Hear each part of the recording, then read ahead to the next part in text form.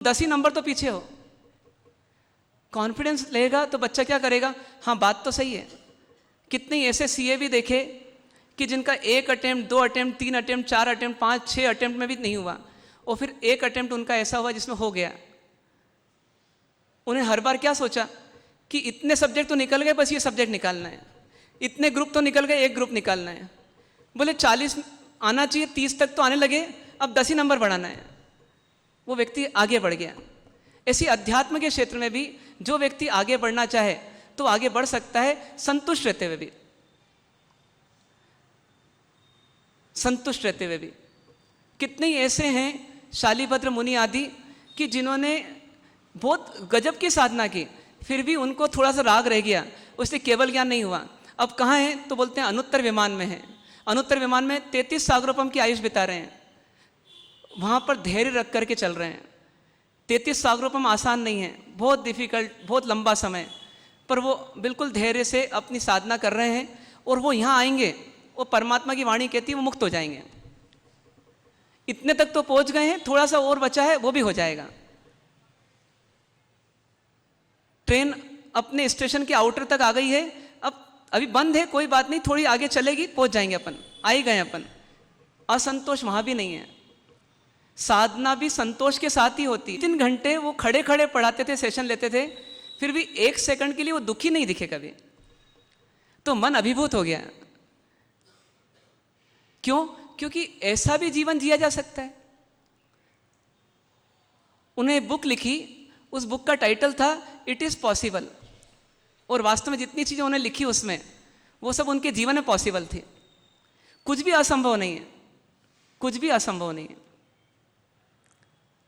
हमको अपने संतुष्टि का लेवल बढ़ाना है। अब संतुष्टि का लेवल बढ़ाने का एक सामान्य तरीका मैं बता रहा हूं कि आप अपने पुण्य के उदय को देखो, पाप के उदय को मत देखो, इग्नोर करो अभी शुरुआत के स्तर पे। पुण्य के उदय को आप फोकस करो, पाप के उदय को मत देखो। यदि आप काणे हैं, आपको दिखता नहीं बराबर, मतलब आँख से काणे हैं, तो आप आँख ही आँख मत देखो, आप दांत देखो, आप हाथ पांव देखो, आप अंदर से अपनी निरोगिता देखो। आपको लगेगा अरे मेरे पास बहुत पुण्य का उदय है, एक आँख में ही तो पाप का उदय है, बाकी सब पुण्य का उदय है। आप दुखी नहीं होंगे। आपके परिवार में यदि एक सदस्य आपको सताता है या दुखी करता है, तो बाकी सदस्य भी तो हैं। आप बोलते हैं सासू जी मेरे को बहुत दुखी करती है इसलिए मैं अलग हो जाऊंगी, तो आप ससुर जी को भी तो देख लो। सासू जी के छूटने के साथ ससुर जी भी तो छूटेंगे। सासू जी भी पूरी गलत कहाँ है, वो किसी प्रसंग में उनकी कुछ वीकनेस है, कुछ कमजोरी है, और वो आपका उदय है, उतना सा उदय है, बाकी सब तो सब अच्छा है। कभी कभी लेटर लिखते हैं ना आप लोग, अभी तो नहीं लिखते, पहले लिखते थे, उसमें आखिरी में क्या लिखते थे,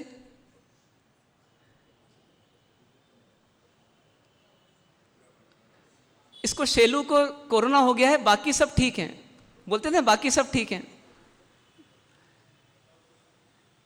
व्यापार थोड़ा मंदा चल रहा है, बाकी सब ठीक है, शेष कुशल बोलते थे ना। तो अपन ऐसा जी लो ना।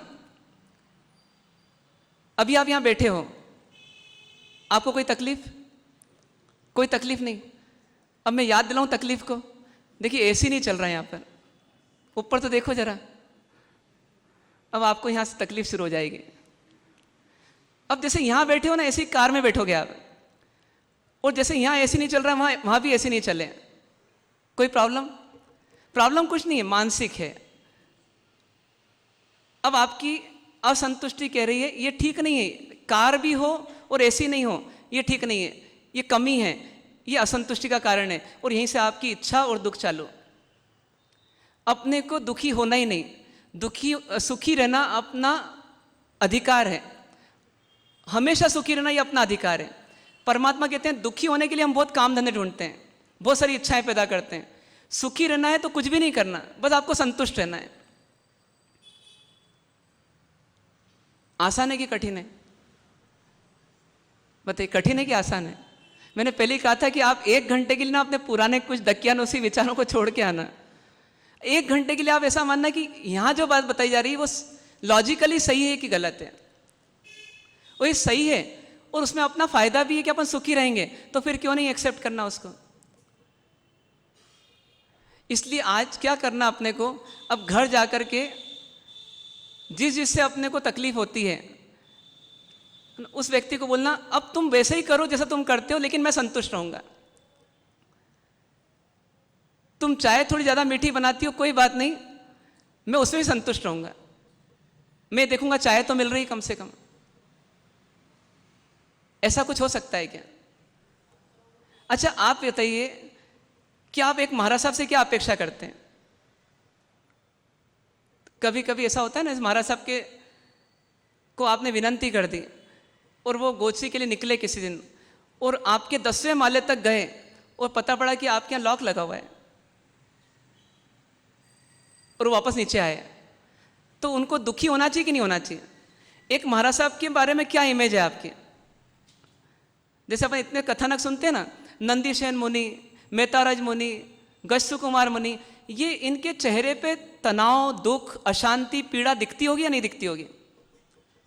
और दिखे तो वो क्या नहीं है, वो महाराज साहब नहीं है फिर देखा जाए तो। ऐसा आप मानते हैं ना? तो जैसा वो जी सकते हैं आपके कल्पनाओं में कि उनको जीना चाहिए और जी सकते हैं, तो उनसे तो कम तकलीफ है हमारे को, ऐसा तो मानेंगे? उनके पास एसी नहीं, मोबाइल नहीं, गाड़ी नहीं, बहुत सारी चीजें नहीं है। जब आप उनसे अपेक्षा करते हो कि ये सुखी रहें, तो आप अपने आप से अपेक्षा क्यों नहीं करते? वो 10वें माले पर चढ़ सकते हैं गोची लेने के लिए, तो कभी लिफ्ट खराब हो जाए तो मैं भी खुशी खुशी सीढ़ी चढ़ते हुए 10वें माले पर चढ़ जाऊंगा, क्या दिक्कत है? यही सोच लूंगा ज़्यादा से ज़्यादा, कल मॉर्निंग वॉक पर नहीं जाऊंगा और क्या करूंगा। सुखी रहना आपके हाथ में है, ये विश्वास आना चाहिए अपने को, क्योंकि संतुष्ट रहना मेरे हाथ में है, और संतुष्ट रहना मेरे हाथ में है क्योंकि कमी नहीं देखना ये मेरे हाथ में, और कमी दिख भी जाए तो उसको फोकस नहीं करना, उसको हाईलाइट नहीं करना, उससे अपना कॉन्फिडेंस नहीं गिराना, ये अपने हाथ में। फिर क्या दिक्कत है? फिर तो बोलते हैं आग लगे चाहे बस्ती में, हम तो रहेंगे मस्ती में। वास्तव में ये इतना आसान मार्ग है, कठिन नहीं है।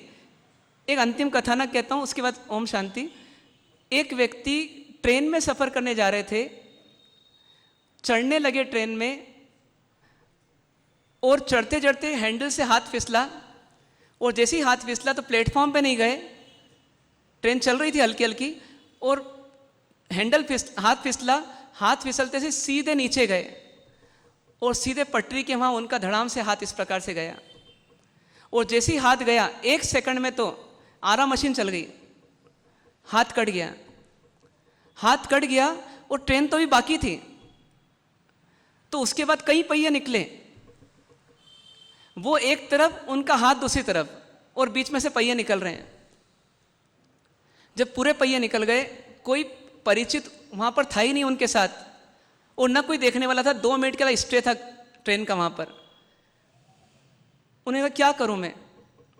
उन्होंने अपने दूसरे हाथ से वो पहला हाथ उठाया, और उठाने के बाद वो खुद खड़े हुए। खड़े होने के बाद उस हाथ को लेकर के वो टैक्सी में बैठे, और टैक्सी में बैठ करके वो हॉस्पिटल गए। और उसके बाद उनका हाथ तो जुड़ नहीं पाया, लेकिन उस हाथ को किसी तरह सिल दिया गया यहाँ से, जिससे खून का बहाव कम हो जाए, बंद हो जाए। और कुछ दिन बाद उनका एक हाथ चला ही गया हमेशा के लिए, और एक हाथ से वो अपने जीवन का काम चलाने लगे। और उनसे पूछा कि इतना भयानक एक्सीडेंट हुआ, आपको उसमें थॉट क्या आया?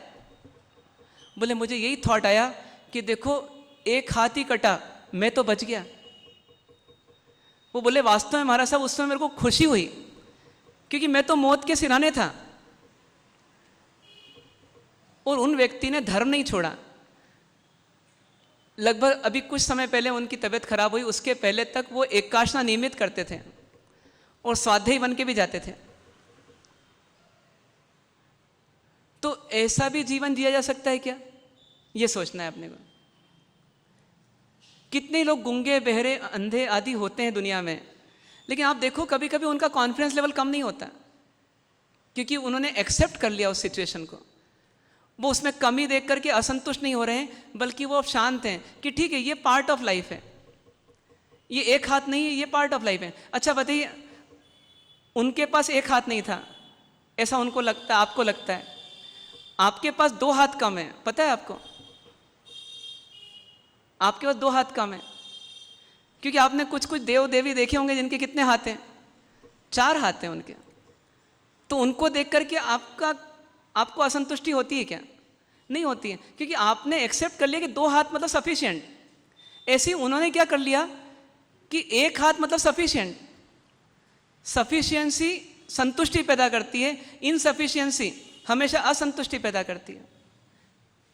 आप मानो जो प्राप्त है वो पर्याप्त है, फिर आपको दुख नहीं है। यदि यहाँ से टैक्सी नहीं मिले तो कोई बात नहीं, अपन क्या करेंगे, पैदल चले जाएंगे।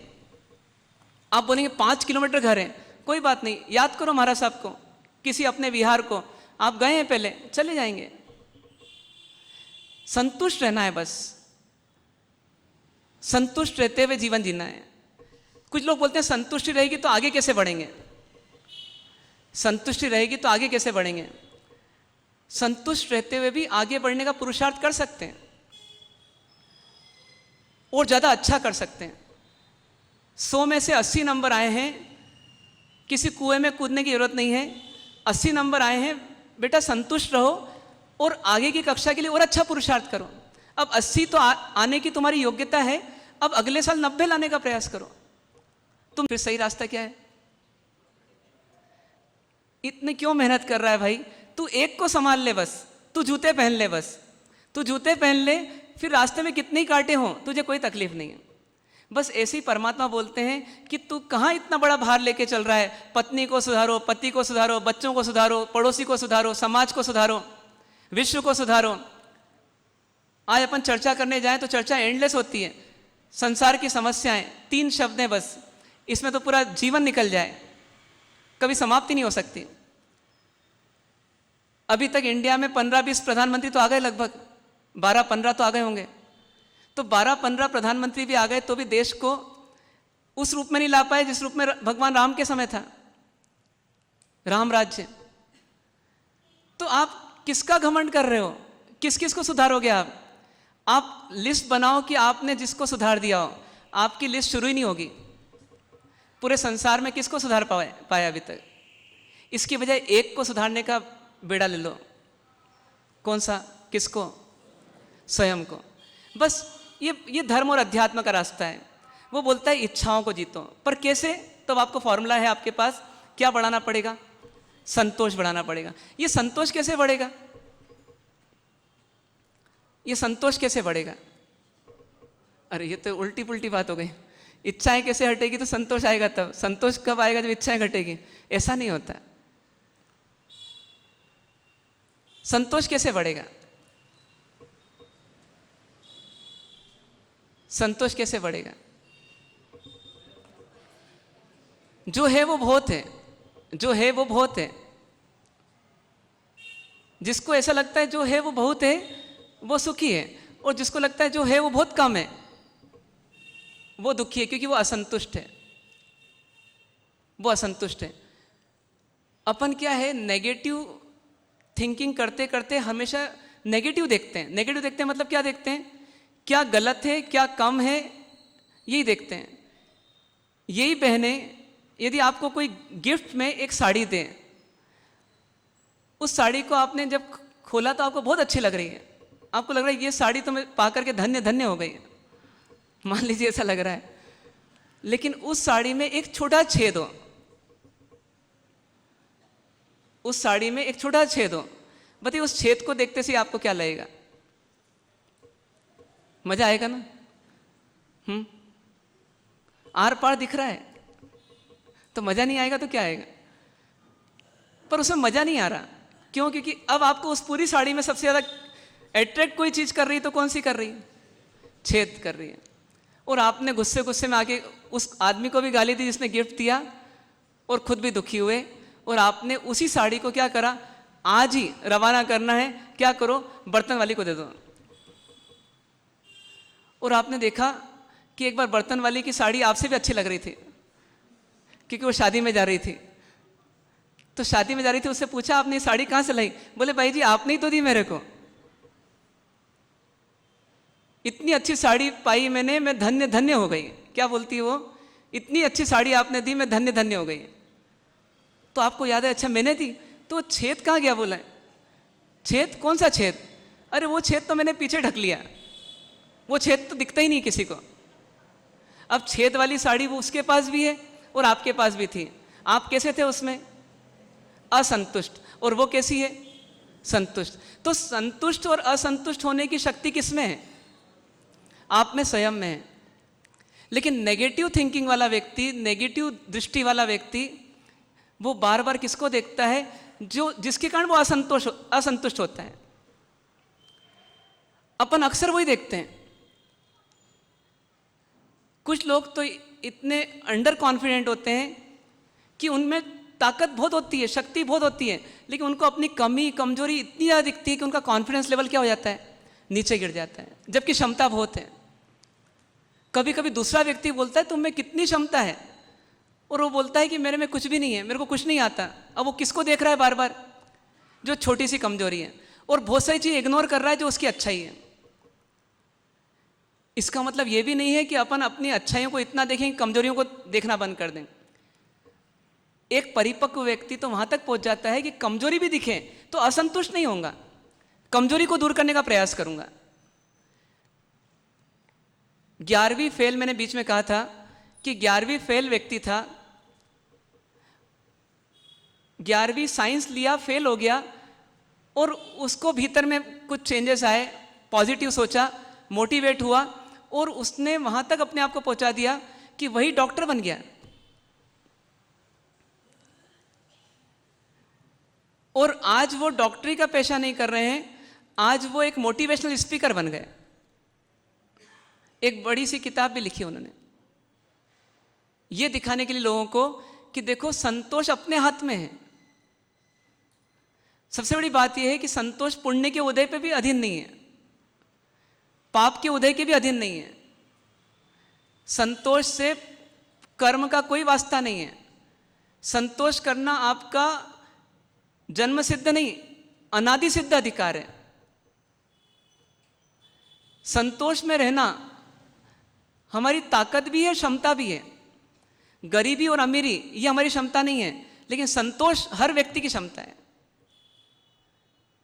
गरीब व्यक्ति हो सकता है अमीर ना हो पाए, ये उसका उदय है, लेकिन गरीब रहते हुए भी वो दुखी ना हो, ये उसके हाथ में। आप भी अपने जीवन में यदि झांक के देखें तो कई मायनों में आप भी एडजस्टमेंट कर लेते हैं, एक्सेप्टेंस बढ़ा लेते हैं। तो जिन परिस्थितियों में एक आम आदमी दुखी होता है, आप नहीं होते। कारण क्या है? कि आपने उस चीज का एक्सेप्टेंस बढ़ा लिया। एक दंपति देखी, उनका एक लड़का था। जिस समय हम गोचरी में गए तो उस समय वो लड़का बिगड़ रहा था। बाद में हमने पूछा कि लड़का क्यों इतना बिगड़ रहा है? बोले महाराज साहब ये मेरा बच्चा है और ये जो है ये जन्म से पागल है। पागल ही नहीं है, बड़ा एग्रेसिव है।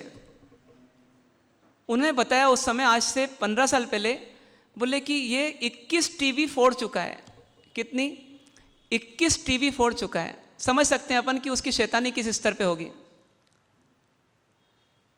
मैंने कहा कितने साल का है? बोले 30 साल का है। तो 30 साल से आप इसको पाल रहे हो? हाँ 30 साल से पाल रहे हैं। क्यों पाल रहे हो? क्या उत्तर है? हमारा बच्चा है, हमारा बच्चा है। बच्चा पागल है, शैतान है, नुकसान कर रहा है, फिर ये माता पिता उससे कैसे हैं? असंतुष्ट नहीं है बेचारा। जो भी है किस्मत का मारा है, उस पर क्या द्वेष करना, क्या क्रोध करना। जितना कर सको उसकी मदद कर दो। भगवान का एक रूप ही है ये भी, ऐसा मान करके उस बच्चे की परवरिश करते हैं। तो आप बताइए संतोष कैसे रह गया उनका? संतोष हमारे हाथ में है। हम चाहें तो संतुष्ट रहें, हम चाहें तो असंतुष्ट रहें। संतोष कोई फिजिकल वस्तु नहीं है, संतोष तो एक साइकोलॉजिकल चीज है, एक मनोवैज्ञानिक चीज है। ये भौतिक चीज नहीं है। आपके हाथ में जिस दिन आप उपवास करते हो उस दिन बिना भोजन के भी सुखी रहने की व्यवस्था करते हो नहीं करते हो? क्यों? क्योंकि आज आपने संतोष का लेवल बढ़ा लिया कि आज भोजन नहीं करेंगे तो भी सुखी रहेंगे। अब किसी दिन पत्नी ने भोजन नहीं बनाया गुस्से में आकर के, तो उस दिन क्या मानना? कहानी सुनाई थी ना आपको बीच में, पत्नी ने नहीं बनाया तो वो शांति से चले गए ऑफिस में।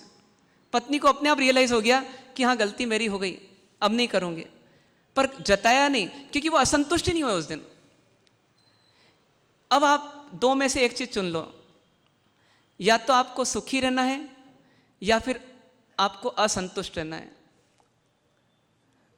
दोनों में से क्या रहना है? यदि आप सुख चाहते हैं तो आपको संतुष्ट रहना ही पड़ेगा। यदि आपका एक हाथ कट जाए किसी एक्सीडेंट में तो भी आपको ये सोचना पड़ेगा एक हाथ तो है ना, जीवन तो बच गया ना। आपको संतुष्ट ही रहना पड़ेगा। जस्टी बात ये, कभी आपसे कोई पूछता है हाउ आर यू, क्या बोलते हो आप? सिर्फ बोलते हो कि वास्तव में उस समय ऐसा महसूस करते हो?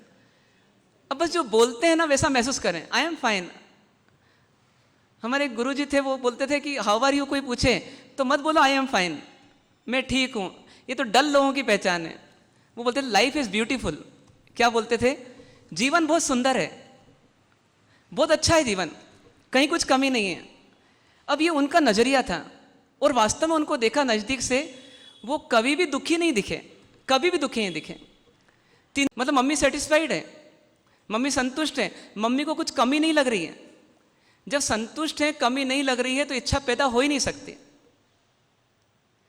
इच्छा पैदा होने के लिए आपको असंतुष्ट होना ही पड़ेगा और कमी का एहसास करना ही पड़ेगा।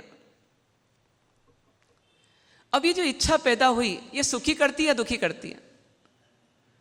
इच्छा पैदा हुई ये सुखी करती है कि दुखी करती है? दुखी करती है। तो यदि आपको दुखी नहीं होना है तो इच्छा पैदा नहीं करना, पर इच्छा पैदा नहीं करने के लिए क्या करना? संतुष्ट रहना।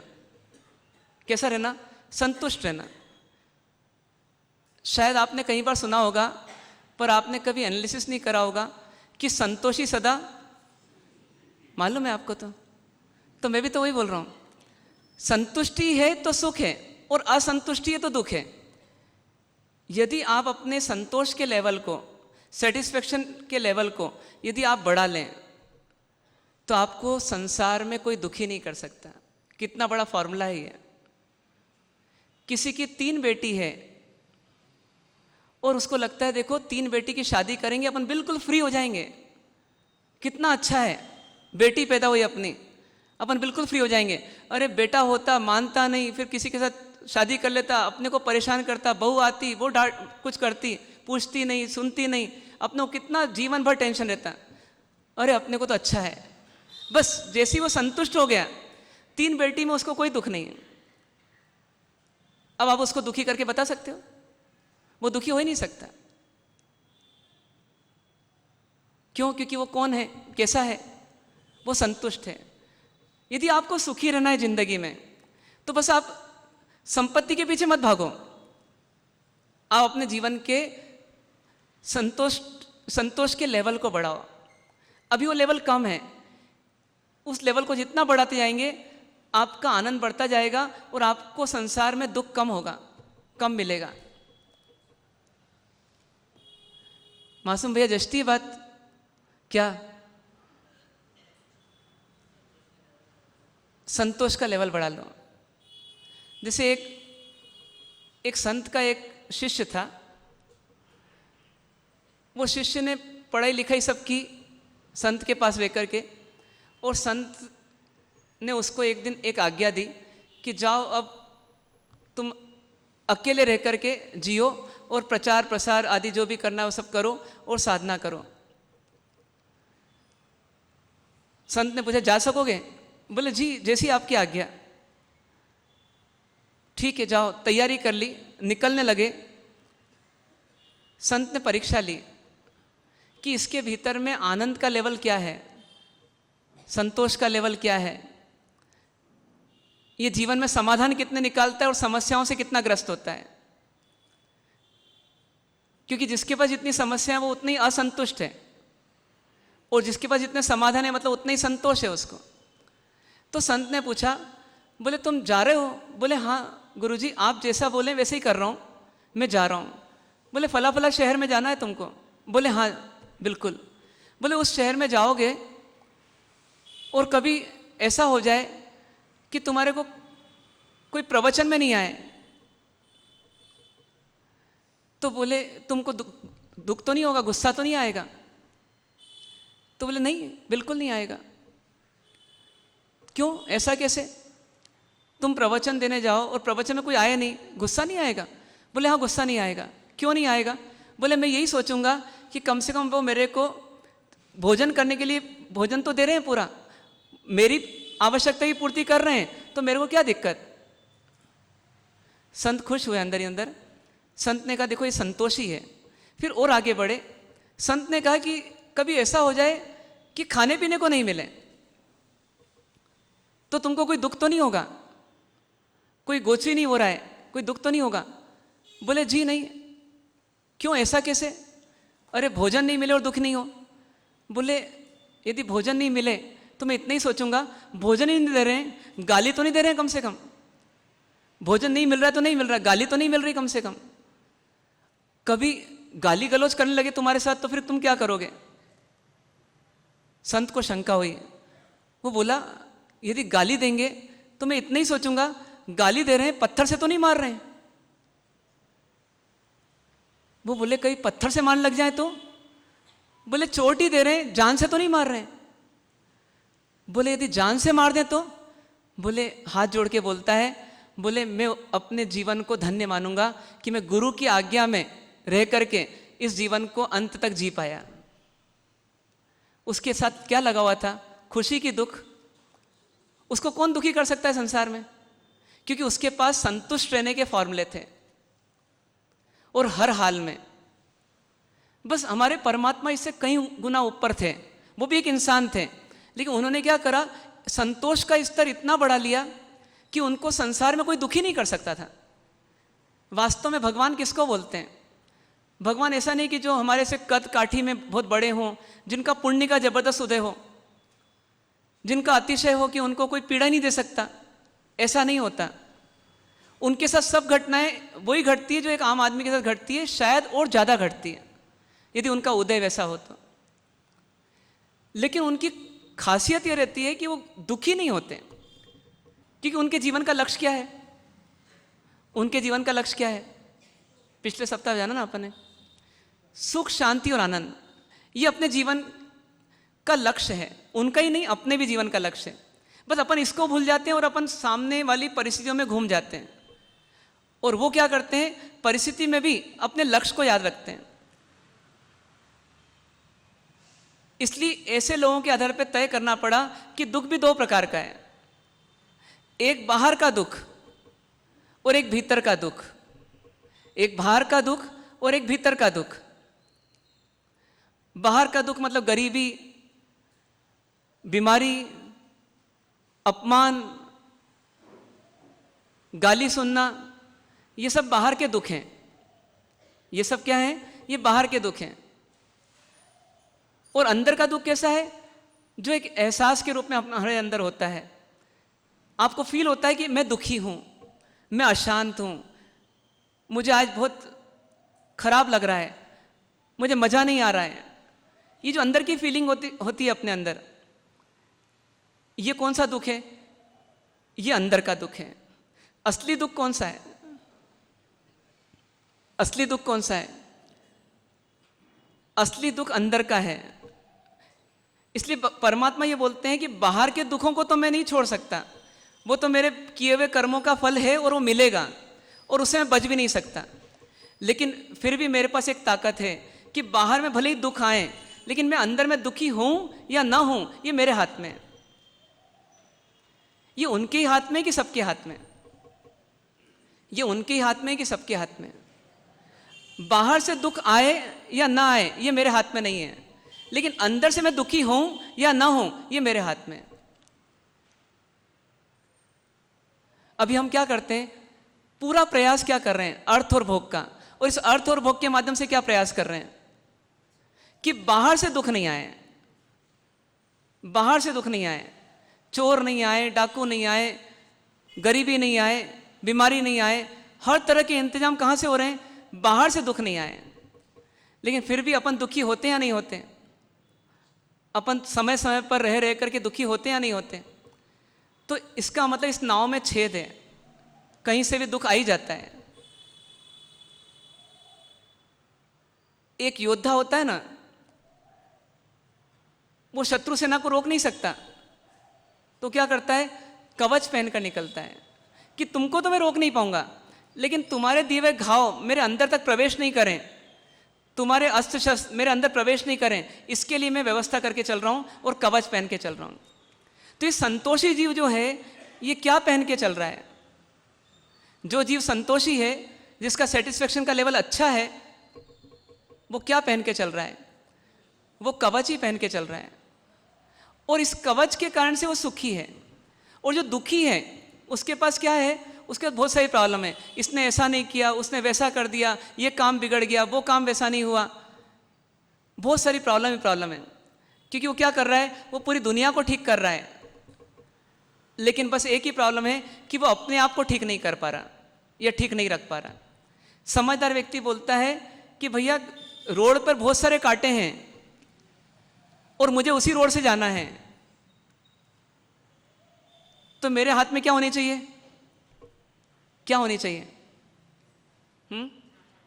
झाड़ू। तो उस झाड़ू से पूरी रोड साफ करते हुए मैं निकल जाऊंगा तो मुझे एक भी कांटा नहीं चुभेगा। सही रास्ता ही है। फिर क्या होगा? पर पोता भी तो लगा हुआ है। 5 पीढ़ी देख लूं, 6 पीढ़ी देख लूं, देख नहीं पाएंगे। अंत में जाकर के इच्छा समाप्त नहीं होगी और वही समाप्त हो जाएंगे। ये इच्छा का नेचर आपने समझा? ये फील कर सकते हैं अपन। तो इस इच्छा को पूरा करना कभी संभव ही नहीं है, लेकिन इसके लिए मेहनत कितना करना पड़ती है। तो अब अपन क्या करेंगे? कुछ दिन तक एक विषय का चिंतन करेंगे, क्योंकि इच्छा समाप्त करना है हमारे को। हालांकि हमको लगता है इम्पॉसिबल है, पर ज्ञानी बोलते हैं कि नहीं, संभव है, और उनके लिए बहुत सरल भी है। जिन्होंने इच्छाओं को जीता, उनके लिए इच्छाओं को जीतना इस संसार का सबसे सरल कार्य है। हमारे ऐसे लोगों के लिए, आपके ऐसे लोगों के लिए अभी इच्छाओं को जीतना सोचना भी कठिन है, उसकी कल्पना करना भी कठिन है। लेकिन आप थोड़ा सा कॉपरेट करना, इच्छा को मत जीतना भले, लेकिन 1 घंटे के लिए कम से कम इच्छाओं को समझने का प्रयास करना, और इच्छाओं को हम जीत सकते हैं ऐसा कॉन्फिडेंस डेवलप करना, यदि आपको लगे कि हाँ ये मार्ग सरल है तो।